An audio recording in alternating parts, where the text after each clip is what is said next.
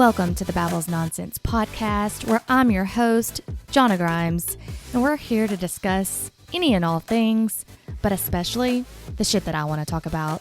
Because let's face it, I have a lot of shit to say, and after all, you are listening to my verbal diary.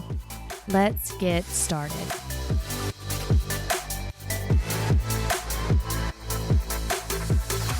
Hello, and welcome to the Babbles Nonsense podcast.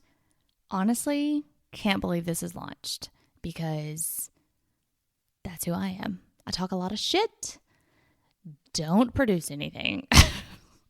I'm sure you know someone like that in your life, and that be me. Anyways, guys, couple disclaimers just straight out. I curse a lot, so if you're highly offended by cussing, this may not be the podcast for you. And second one being, I find myself to be grammatically challenged. Yeah.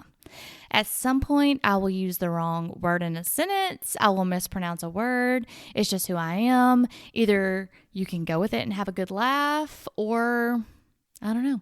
That's just what it is. So a little bit about me. I am from a small town in Winchester, Tennessee. If you haven't noticed my accent, obviously I'm from the South. Lived in the South my entire life. But yeah, I'm from Winchester, Tennessee, and moved to Huntsville. And if you don't know where Winchester, Tennessee is, I think it's an hour and a half southeast of Nashville. Also geographically challenged, obviously. Not sure exactly when I would need to know that I'm north, south, east, or west unless I'm lost in the woods somewhere. But hopefully no one will drag me into the woods. Yeah, and I love nutrition and fitness, so somehow at some point you will hear about that. I'm sure I'll tie that into my guest eventually. But why should you listen to me? Well, don't if you don't want to. Don't want to make you do anything you don't want to do, but I'm kind of fucking a big deal. Just kidding, I'm actually not a big deal. I think I'm a bigger deal than I am, but I make this shit up in my head, and my friends always tell me I'm a little delusional, but it is what it is, and we're going to go with it. But I hope that I will have some guests on this podcast and some friends and some colleagues that will bring different perspectives, and we can have just casual conversations. I really don't want to interview people. I just really want to have casual conversations where you feel like you're sitting here either having a cup of coffee or maybe a mimosa, because that's my drink of choice at the moment, with us, and just go from there. And yeah. That's all I got, guys. So I hope you tune in. I hope you like this. If you don't, let me know. But if you do, also let me know. You can find me at babblesnonsense@gmail.com or on Instagram at babbles_nonsense. And let's go. That's all I got for today. So bye.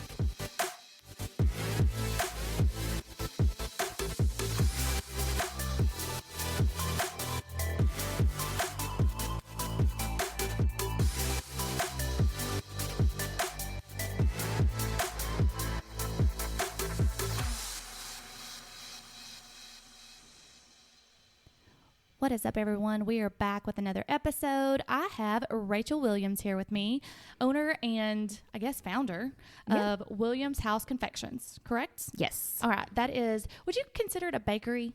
Or what do you call it? So technically it's called a cottage law bakery. Okay. Because I operate out of my home. Mm-hmm. So I had to take the food safety courses and get the certification, and then the health inspector had to approve it. And I have a business license, and so it's a bakery. I do a little bit of everything, though. So I don't really specialize in one particular thing. But I wanted to have her on because you started this not long ago. How many months ago did you start this? So I officially launched Williams House Confections at the end of January. Okay. But it all started when TikTok craze went out about the hot chocolate bombs. Really? Because I was like, I could do that. I did not know that. I could take that. And I still don't know how to work TikTok very well, so there's that. My friend and I went out and we searched everywhere for molds. She was looking everywhere she went. I was looking everywhere I went. We found like some wonky ones. There was definitely some trial and error. They were functioning, but they weren't good. Well, they were delicious because I had some. And then I hit my stride. And I had someone message me and say, "Are you selling these?" And I was like, "Well, no, not really. I'm just making them for friends and family." And she was like, "I'll buy a dozen from you." Oh, wow. Okay. How much? And I told her a price, and she was like, "Done." And so I posted them, and in 12 days I sold over $1,600 worth of hot chocolate bombs.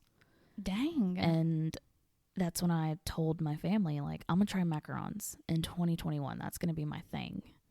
Like, hot chocolate bombs came too easy. I'm going to try macarons. You need a challenge now. And so it just kind of snowballed into this thing that I can do it. I believe I can do it. And so I took it on, and here you are. Here we are. But we got to back up, because you have not always been, well, maybe, have you always baked? On and off. I used to bake a lot. I used to cook a lot. I baked in high school, and then I met my husband, and I don't know if you know this, but he's like the most amazing cook there is. And so when I got pregnant, I got real lazy. As you should. He would cook, and I was like, well, if you can cook this good, then there's no real need for me to cook. And then he started baking, and turns out he can bake really well, too. His red velvet cupcakes. Yes. Yeah. They good. He's really not bad at anything he does. So I kind of just stepped back, and then the hot chocolate bombs were kind of like a mental health check for me. Okay. And so then I was like, okay, I was good at that. It felt good to be good at something, like, to do with my hands. And so it kind of started from there. It kind of started back into doing stuff I knew I could do. But your background is in what? Like you told me earlier, you have a degree in I have a degree in human development and family studies. Yes. I've worked childcare. I've worked child protective services. I've done preschool teaching. I've done a little bit of everything when it comes to kids. And then I moved to Alabama in 2014, back to Alabama in 2014, and I got a job as a contractor, because that's what you do in Huntsville. Yep. You're medical or you're a contractor. I have no medical experience at all. So I am a contractor, and that just kind of stuck. Yeah. I did it from 2014 to 2017 in one job and with one company, and then moved to a new company in 2017 until 2021. And what made you quit that job? Because obviously did you quit that job first initially before you started the company, or did you start the company kind of in the mix of all that? In the mix of all of it. So to get to where I am today, we have to go back to September of 2019. My second son was born with a congenital heart defect, unexpectedly. Mm-hmm. Kind of turned our entire world upside down. I struggle with generalized anxiety already, and suffered from postpartum anxiety with my first son. So we knew it was almost 100% guarantee with my second son. And then, in the first 24 hours of life, he was med flighted down to UAB, and we were told he was getting surgery, and he had a lifelong congenital heart defect. So I was like, yeah, I'm definitely going to have some postpartum anxiety with this. So that was pre-pandemic. We were living pandemic life before it was cool. And y'all started it. Y'all started the correct. Yeah, we started the trend. So we did that, and it caused a lot of anxiety, but I worked through it, and, Stephen was really great about it. My family, my friends, they were always super right there to get through everything. He was cleared. We were good. He went to daycare. I went back to work, and then 2 weeks later, we all went home. Mm-hmm. My mental health struggled. It was not easy to go back into my house and work. And then it was hard to manage the work and home life when both of us were working from home. I had a lot of mom guilt. Yeah. That I was telling my kids no, or wait, or hold on. And I didn't really feel good about myself. I didn't feel like I was good at anything in particular. I was a good mom. Mm-hmm. And you're a good wife. I was a great medical mom. I was a great advocate for Gavin. And I knew that I was doing good in those aspects, but I felt like I was losing the part of me that was for me. Do you feel like a purpose? Like you felt like you needed a purpose outside of your children? Yes. I needed something that showed that I was more than just a mom and a wife. Yeah. Something that was like, this is me and this is mine and I'm good at it. Yes. And so that's where the hot chocolate bombs started. And that's mostly because Gavin had that unexpected surgery in 2020. 2020. So something that caused so much anxiety and you kind of turned around to be this amazing force that started your company, kind of, in a way. Yeah, pretty much. I channeled a lot of the anxiety and the unknown and the lack of purpose into I'm going to be good at this. And part of it is that like also like I used to bake and I used to be pretty good at it. And then like I let Steven just kind of take the reins on everything. And I was like, I'm good at this though. Like I can do this. Mm-hmm. And so I started doing it again and I am pretty good at You it. are. So like not to be immodest, but like I feel like I'm pretty good at it and it brings me a lot of joy. That's amazing. And so because I was telling you earlier, like I wish I could do something because I think that takes a lot of confidence and it takes so much bravery to just say, you know what, I'm going to quit my job and just see how this goes. Because to me, that is terrifying. Like, because everyone knows that I'm in the medical field and I'm kind of getting burnt out on it. I've been in an ER for 11 years and that's not my passion anymore. And I'm trying to find my purpose kind of at 33 years of age. I'm like, it's a little hard. It is. It's just to like find something new without the fear of failure. Yeah. But part of it was that I knew that my husband and Alina and my mom were like, they were going to catch me. You have a great support system. Yeah. Like they're cheerleaders beyond cheerleaders. I mean, even my nephew, he's 9. He's like, he hypes me up at a level of which you would not know. He sees pictures of what I do and he's like, what? You made that? That's like professional level work, Rachel. Did you say I am a professional? And I'm like, yeah, man, hype me up. So it's your hype man. It's nice because like I knew I could walk away. And not only that, like I left everything on good terms. So like when I left my company and my organization, they were all 100% supportive and were like, you have to do what's best for you and your family. And so that was really nice because like you don't want to leave things and burn bridges because like, especially in Huntsville as a contractor, like you're medical or you're a contractor. So like I didn't want to burn the bridge in the event that like maybe one day I go back. Right now that's not on the table, but you never know what's in the future. So, but now you're blowing up, and you started initially with chocolate bombs, right? And then you went to Macarons. Now I do decorated cookies, and I did custom cakes a couple weeks ago, and cupcakes, and macarons are turning out really great. Which we were talking about how like everyone says that is the hardest thing. It is the most temperamental thing next to chocolate because you have to have everything, and like, they're the two things I work with the most right now. So apparently I am a glutton for punishment. They're easy when you look at their ingredients. I mean, it's almond flour, powdered sugar, egg whites, and sugar. Mm-hmm. That's it.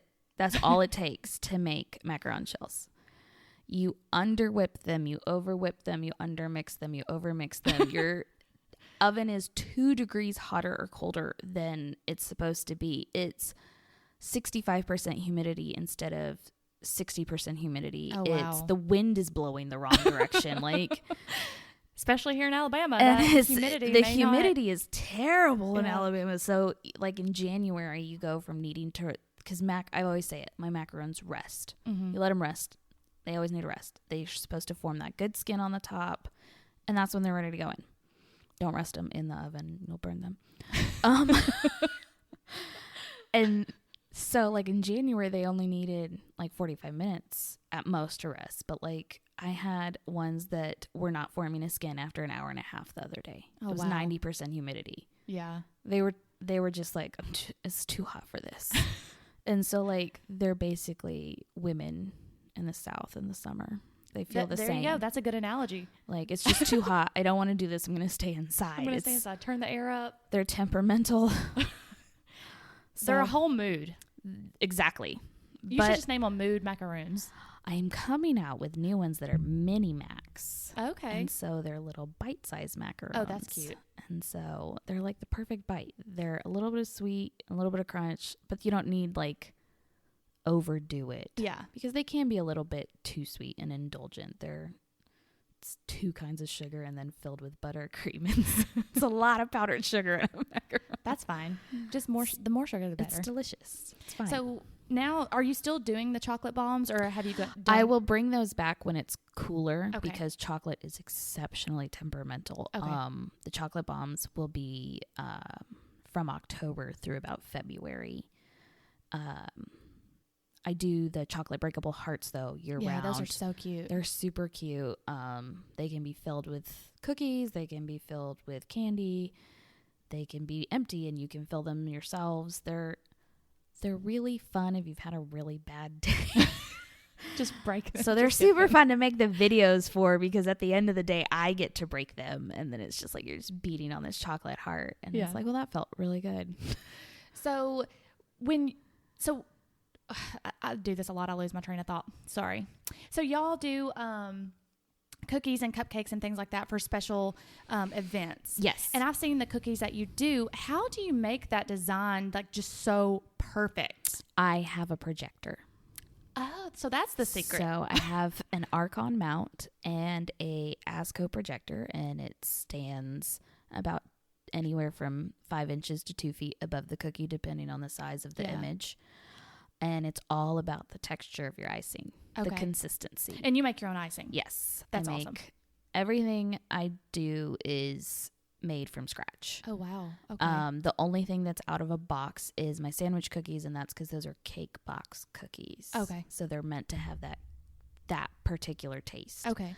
But I use a projector, and you find the design, and then I use Procreate on my iPad. I do custom designs for people. So you draw custom the sketches. Some of them, not all of them. Okay. They can provide a design. It's I've done several logos. I have custom orders for logo ones this week. I have custom orders for Fiesta ones this week. I get ones that are super, super specific. I want this exact thing, this exact design. And then I get ones that are like, I would like these colors and this theme. Go nuts. Yeah. And so those are the really fun ones. As I was going to say, is that probably more fun for you, because then you get to bring out even more creativity? Yeah, you get to decide like more colors and more play with it. It's really fun. So like I even do like the names and the lettering. That's all. Unless they have a particular font decided, I pick the lettering that goes on those and Procreate. I type the name and even though project it on a cookie, and then I pipe. That's what I was going to say. Even though you have a projector that shows you still have to have a steady hand and create, because I don't think I could do I don't think I could do that. My lovely brand new accessory today. Your brace. Is your wrist hurting? Yes. I've been having hand numbness, and my doctor told me this morning I'm going to wear a carpal tunnel brace for the next 2 weeks, except for when I'm baking, because it's a little restrictive. But the joys of being a baker. Right, it's fine. It's the behind the scenes that you the don't piping know about. And the macarons that are the hardest. So did you do any kind of special training to learn any new things that you didn't already know? Because I can follow directions, but not everything comes out the way it should. YouTube, TikTok. There you go. Reels on Instagram. Alina did a lot of research for me. She'd send me a lot of videos. And she, for my birthday and Mother's Day, she gave me a gift card for How to Cake It. It's this company that teaches all these different things. And so I've watched just a few of their videos now, and they teach you lettering and some macarons, and they've done stuffed cookies, and it's different things every 2 months. So I've signed up for some pretty cool stuff. I haven't been able to make any of them because my children are children. But I watch them and take notes and tuck it all away for I want to do that. Ooh, so when do you get to bake with having 2 children, 2 young kids? At night. So you stay up till when? It depends on the order and the need. And oh, wow. So I have pulled multiple all-nighters where I don't get to start until about 10 p.m. and I don't finish till about 6 or 7. What? Yes. When do you sleep? The day. And that's only if my husband has a slow day at work, and then it's just the next night, or when Gavin takes a nap, I nap with him. That's true love right there. That's saying something. I don't think I could do that. It's one of those things that I like it and I'm going. So if I'm hit a groove and I hit that stride, it doesn't really stop me. I'm just going. Yeah. there's nights when I'm doing it and I hit a wall and I'm like, you have to stop or you're going to make a mistake you'll regret. So I put everything down, I put it away, and I go to bed. But if I hit that groove where everything is just going right, it is like I'm all over the place. My watch, I close my rings through the night. Like, you just get your workout in while you're baking. Exactly. And I got to find better snacks because I just bake a lot of extra cookies for me to eat. That's one reason why I could not work in a bake shop. I just survive on Red Bull and sugar cookies on those nights. I was about to say, I could not. If I came over to your house, I'd be like, oh, can I have all these cookies? My mom does that. She comes when I'm baking and she's like, do you have any that are messed up? So who's your taste tester? Your official taste tester? You? Do you have to taste it to make sure? I taste it to make sure its flavor is good, its texture is good, and things like that. But my main taste tester is Steven. He's Mr. Sweet Tooth, so I make sure that the man who never gains weight either. Screw him and his metabolism. I told him this weekend, you have a metabolism. I don't. It's okay for me to be mad about that. He's pretty good about it because he experiments in the kitchen so much, and so I bring him something. I'm like, this is what it's supposed to taste like. Do you get that? And he's like, yeah, or not quite. He's pretty good about it. And there's certain things that he hates mint chocolate. Hates it. What? Which is just offensive, but it's a whole nother thing. So I made mint chocolate macarons a couple weeks ago, and I was like, I need you to taste it. Because I know I like it, but I'm going to need you to try it. And he was like, I really can't do it. All right, Steven, we're going to have a conversation after this podcast. So I had to ask a friend who she saw that I was making them, and she was like, that's my favorite flavor ever. I was like, good. You're getting 4 so I can know if they're good or not. And turns out his whole family doesn't like mint chocolate, so it's a whole thing. Well, whatever. Right. I was like, you were raised wrong in that aspect. But chocolate is chocolate. Eat it. Right. What flavors do you offer? Is there different flavors that you have for cupcakes and cakes and cookies? So I'm always experimenting. My sugar cookies right now are just standard sugar cookies with vanilla royal icing. I'm working on more flavored royal icings. I'm trying to work on doing a strawberry shortbread kind of cookie, yum. More like a crumble cookie than the sugar ones are that soft chewy bite, and the shortbreads would be a harder snap. Cupcakes, what I have right now is chocolate and vanilla and strawberry and lemon. Okay. But I'm always working on more. I love cake. I'm always working on more. I mean, there's 1,000,001 recipes out there. Macarons are the ones that I experiment the most in. They're the ones that the flavors will change every week. Every time I'm at the market, it'll be a new flavor. Now, is your market, so which market do you go to? I do Low Mill Market. Okay. And when is that? So my next one is this weekend on the 12th. Okay. And then again on the 19th. I will be there twice a month. Sometimes it'll be every other week. Sometimes it'll be 2 in a row. It's just dependent on what works with our family schedule. So this month it's those 2. And so each time it'll be 3 flavors of macarons, but it'll be different flavors each time. So last time was peanut butter and jelly and raspberry lemon. Oh, yum. And cookies and cream. And so this week there will be new flavors added. That's exciting. And then I know I've asked you this before.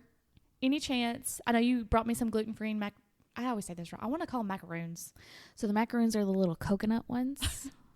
Okay. And they're the ones that are the little mound looking coconut ones. And the macarons are the sandwich cookies. It's 1 N or 2 or 1 O or 2 O's. Yeah, I just pronounced everything wrong. I gave everyone a disclaimer when I started this podcast to not correct my grammar. I've had to relearn how to say it. So I get it. But is there any gluten-free cookies or cakes coming out? I am working on more gluten-free and dairy-free because I have recently discovered I'm not supposed to eat a lot of dairy. A lot of people aren't. They don't realize that. So I work with real buttercream a lot, and heavy cream is in buttercream. Mm-hmm. So it's straight dairy and sugar. So I'm working on, I'm trying to find even a vegan, icing recipe. There's definitely, I don't know if the butter is different, but that oat milk butter, so good. And I have plant-based butter at home. So this week while I'm preparing for the market, my goal is to try and have something. I mean, I won't have gluten-free and dairy-free cupcakes, but if I can have like a dairy-free icing available, like that's a game changer because I can have gluten-free, dairy-free macarons available. And then that's at least something. Well, I know being gluten-free that it's hard to work with gluten because I know my friend, bless her soul, she's vegan. Every time we have like a party or something, she tries her hardest to make me a gluten-free option. And she's like, Jonna, this cake sucks. Nobody will eat it. It tastes like cardboard. Yeah, it's hard to get flat. that rise when you don't have a rising agent in it. But I know that Mason-Dixon sells their flour, so I don't know if that would be beneficial at all. I have been doing a lot of research because my mom isn't supposed to eat gluten. It makes her very sick. And so, like, ideally, I'd be able to make stuff that doesn't make her cough and sneeze and, like, feel miserable because she loves it. She's a taste tester, so every you time have to she's make her like, happy. do you have, like, broken ones or something I can have? And so she watched The Boys this weekend, and I noticed there were a few less macarons in the house than when I left on Friday. So she definitely enjoys them. Those are at least more gluten-free than like a cupcake or a cookie because it is almond flour and powdered sugar. Even in a buttercream, it's just powdered sugar. But like there's that trace amounts of gluten in those types of things. So, but those are much easier to make. Yeah, and I completely get it. Like when a bakery's starting out, like because gluten-free and vegan, it's harder to, especially if it's like a celiac based thing. I can't guarantee no cross-contamination because I am a home kitchen. Oh, for sure. You just have to put that disclaimer and out there. So, like, all of my stuff has a thing on the bottom that it contains contacts of wheat and dairy, egg, and nuts because, like, I can't make that promise, and I don't want anyone to eat something thinking, oh, it totally doesn't have this, and then, like, they're really sick or they have an allergy, like a nut allergy. It's something that's just, I'm not willing to risk that because nut allergies are so scary that luckily I have people who are, when they'll ask and I'm like, I'm sorry, I can't. And they're like, oh, okay, never mind. Like, I'd rather them tell me, okay, no, I can't do with you than to be like, oh yeah, it's totally fine. And then, it wasn't totally fine. All right. So I have some questions from Instagram for you. Okay. Some were, do you have any future goals that you like are aiming towards? Like this can be like any kind of goal. Like, do you have like, would you eventually want a storefront? Would you want like what kind of goals? So my dream would be eventually to have a brick and mortar, something that maybe not open all the time, but like that allows me to have something outside of my house, even if it starts with something as simple as like having a little storefront that's not like a kitchen, but like I bake a lot and then I have these pop-ups on like this day and this day in a place like where they have downtown, they have the little market area or Low Mill where they have the studios that I can have something that like, okay, you can come in and see what's in store today. And then eventually I'd like to have one that has a kitchen so that I can like make it there. What about a food truck? I love that idea. Yeah, because then you can just drive it anywhere. Right. They even do like a lot of, so I'm in a Facebook group for like the cottage law bakers. A lot of them have cookie trailers. And so they don't have a kitchen or anything of them, but they can go and do like really easy pop-ups that have anywhere. They can just pop up with this trailer. And I'm like, that's such a cute idea. That was one of the other questions is, have you ever thought about doing a pop-up at like local vendors and like shopping like Bridge Street or anything like that? I absolutely have. I absolutely want to. I've been in contact with Mid-City and a couple other places for their holiday markets. So I'm already in contact for Christmas time stuff. Oh, wow. It's like one of those things when before you're in this kind of world, you're like, oh my gosh, Hobby Lobby has their Christmas stuff up in July. But like, no, really. It's like, you have to start buying this stuff now. Like otherwise, like packaging is pre-order now. And if you don't pre-order it, you're not going to have Christmas specific packaging. Gotcha. You're just not going to have it. Or you're going to be like I was last year at Michael's buying everything that you could get your hands on. Now I shop at like bulk stores and have things like that. Whereas like last year it was just millions of Michael's bags everywhere. Speaking of that, like since you were more into, like you weren't ever a business owner, is there something that you learned now being a few months in business wise that you didn't know like that you needed to buy Christmas stuff several months in advance? So like my photography skills have wildly improved. You're going to have to teach me that, girl. taking pictures of food is hard. It is, because I try to do it for my nutrition page, and I'm like, ugh. You want it to look appealing. Mm-hmm. You want people to look at that and be like, ooh, I would eat that. You don't want them to look at it and be like, oh, that's so pretty. And then like, you want them to look at it and be like, that's pretty and I would eat that. Yeah. And so it's something that I never even would have thought about is like the props and the staging and the lighting and like, I mean, you look at it and you watch these videos on TikTok or Instagram and all those things that like, oh yeah, that looks super easy. That's like 11 minutes worth of stuff condensed into 30 seconds. Exactly. And so when I first started decorating sugar cookies, because that's what I took on after my 8th attempt of macarons, they take a lot of work. She's not bitter. She's not bitter at all. And they were not working. They were tinting. They were burning. They were flaring. They were ugly. They all tasted fine, but they were not macarons. So I was like, I'm going to make sugar cookies. I bet you I can do that just fine. And turns out I actually did pretty good at those. But like you watch those videos of them being decorated and they do the outline in the flood.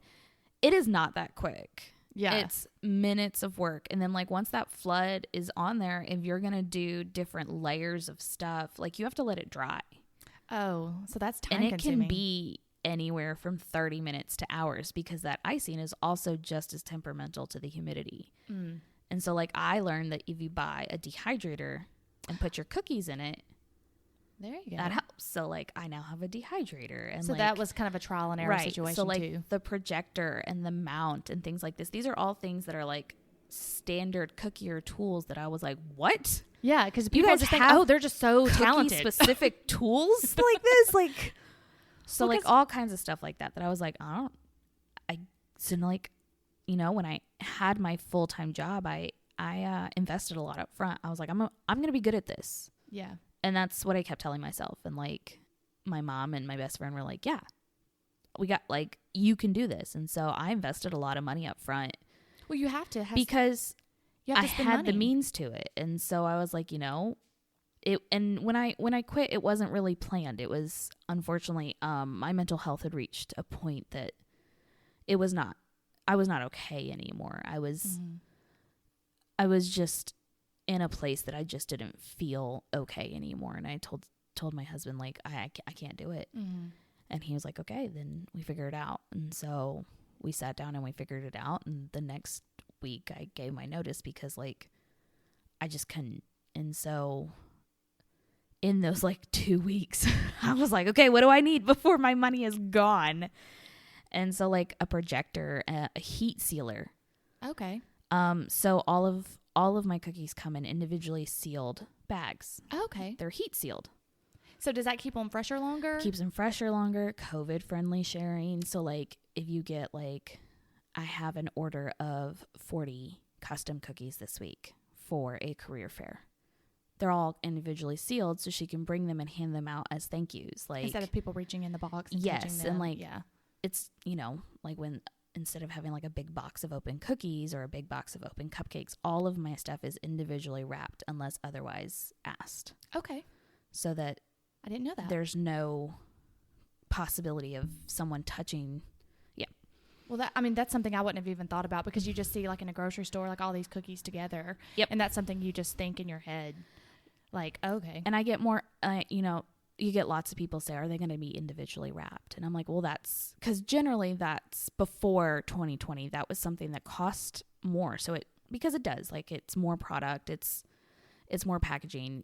It does over the long term cost more money, but it's just built into my prices because it's what's safest for people. That's nice because I know there's other that's what matters to me as a medical mom. Yeah. Like what's going to keep everyone the safest? Yeah. I've noticed at other cookie shops, like you have to specially request them to be heat sealed individually because they don't do that just initially. So I think that's a great thing to just go ahead and offer people. Now, if they don't want that, like if it's like a party where we know each other Absolutely. and I'm like, I don't want them heat sealed. It's just something that like I do put in all of my invoices that all items are individually wrapped for freshness and COVID friendly sharing. And then if you see that, then you're like, oh, I just want them all in like an open box. Then just tell me and I put them in an open box.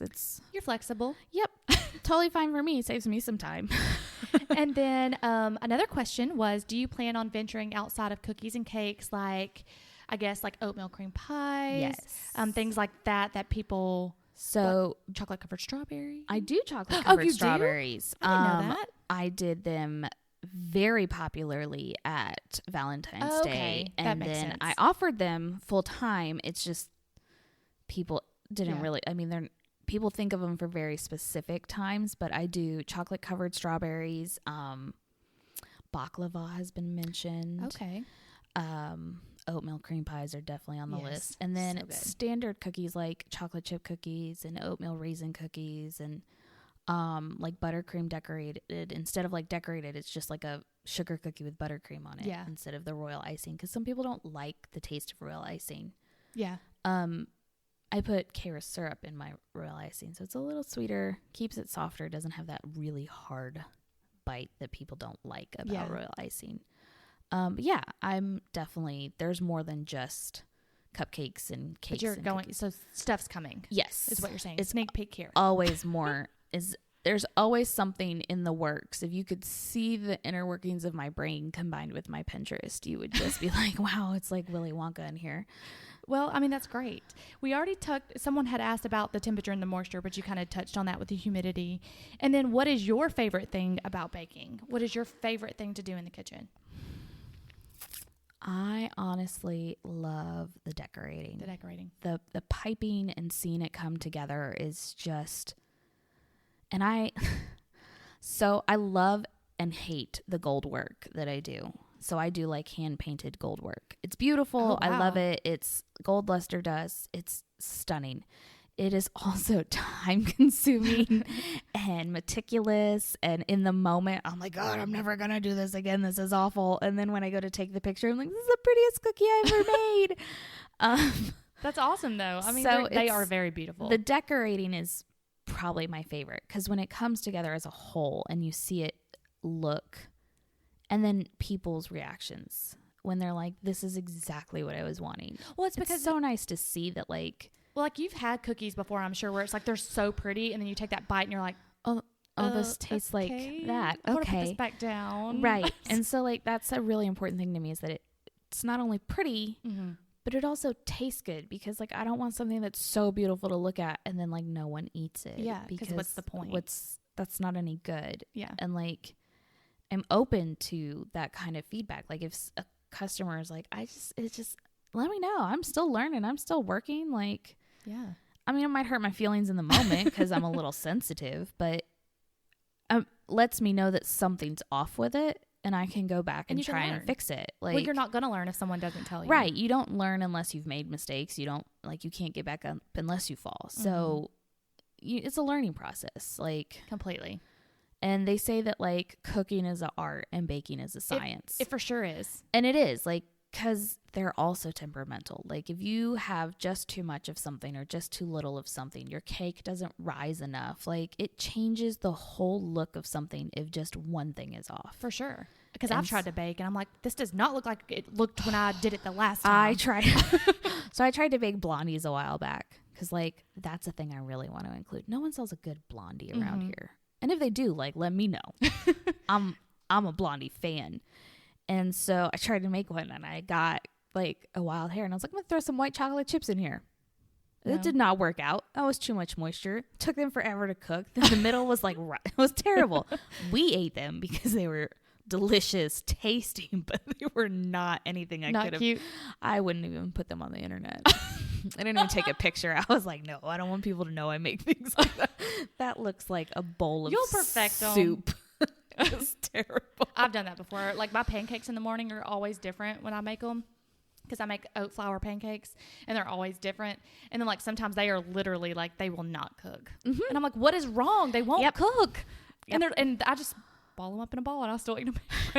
As long as they taste the same, it's fine. This is just not Instagram worthy. This right, is not this the is model just not pancakes. what I post for people to see. This is what I post. She gets all the extra pancakes.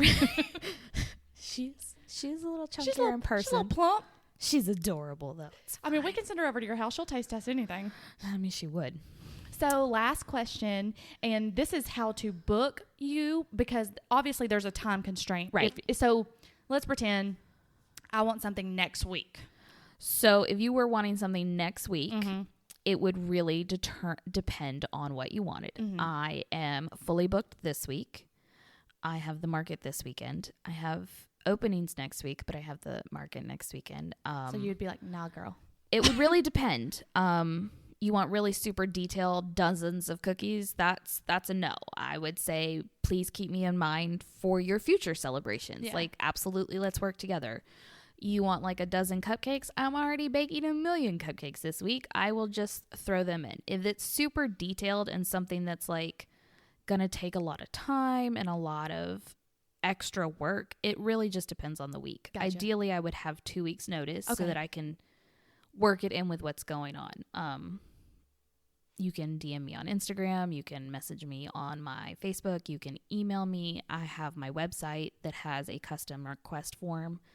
You go in there and you tell me what days you're looking at, what you're looking for, some ideas. We'll email back and forth. Okay. I draw up designs and provide digital designs. You can send me pictures of what you're looking for. All quotes are free. So, like, I'll give you a quote, and I usually respond within the day. It's all just dependent on what's going on that day. Yeah. I do ask for some grace, as I have 2 kids. And then... So, ideally, just 2 weeks? Ideally, 2 weeks. If you know it's going to be, like, a really, really big order, a little more would be nicer so that, like, planning accordingly, making sure I have all of the ingredients needed, the designs are done, things like that. But I can do just about anything that's offered can be customized. It can be custom colors. It can be, so you want cupcakes, you can do custom color frosting. You want macarons, it can be custom colored shells. So like it can be a vanilla shell, but I can add a color to it and it can match whatever you're looking for. So let's just name drop. We got to name drop where they can find you at. I am at Williams House Confections on Instagram and Williams House Confections on Facebook. And my email is williamshcb20@gmail.com. I have a Square website, williamshouseconfections.com. Everything was available, so I took it. That's perfect. Thank you so much for doing this. And Absolutely. Telling me. Thank you for having me. And I know this is just a sidebar, but when you were talking about your postpartum anxiety and things like that, I don't know if you've listened to my podcast. It's kind of terrible, so you probably shouldn't. I've listened. But we talk about a lot of mental health, and I'm kind of going in that direction because I've been suffering from some depression and anxiety myself. So I definitely want to have you back to talk more about that aside of your business. Absolutely. Just to kind of talk about that, to give other people, because I just want it to be a place where other people can come. Huge advocate for let's talk because about people it think out they're alone loud. and they're not. No, you know, they're not. Because I didn't know that about you either until you just told me that, and I was like, wow. I am actually. I see a therapist every 2 weeks. That's awesome. I have done medications for my anxiety. I am a huge advocate for let's talk about it out loud. Yeah, so let's plan a date and we'll do that. So guys, be on the lookout for that because I'm going to have her back because everyone knows that we have kind of at some point on my podcast talked about mental health because it's just a big thing that we don't talk about, and I think it needs to be talked about more. So definitely go look up Rachael at Williams House Confections, and if you are in the ER listening to this, I'm bringing some business cards to work so that y'all can order from her because they are absolutely delicious and beautiful. So until next time, guys. Bye.